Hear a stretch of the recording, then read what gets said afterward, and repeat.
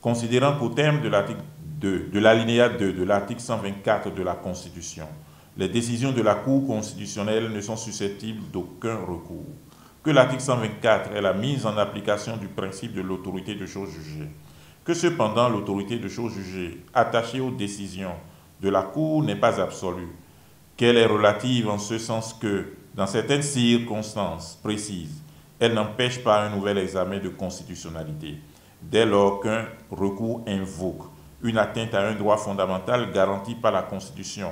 ou à une norme de référence du contrôle de constitutionnalité, ou encore lorsqu'il apparaît qu'un contrôle antérieur d'une loi y a laissé subsister une telle atteinte, qu'il en est ainsi également en cas de circonstances nouvelles de droit, que dans ces hypothèses, le souci de purger l'ordre constitutionnel de tout vice,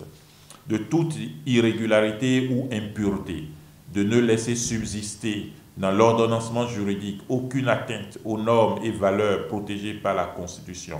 de protéger les droits et libertés fondamentaux et de préserver l'état de droit, est susceptible de conduire à un nouvel examen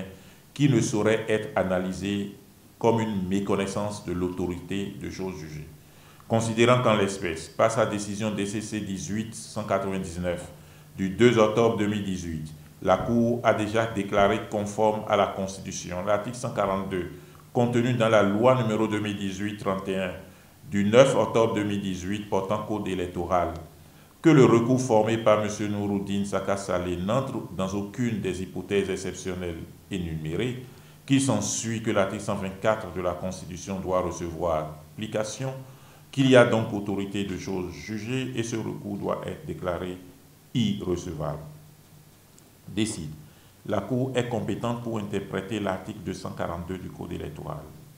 Article 2. La demande du requérant portant sur l'inconstitutionnalité de l'article 242 du Code électoral est irrecevable.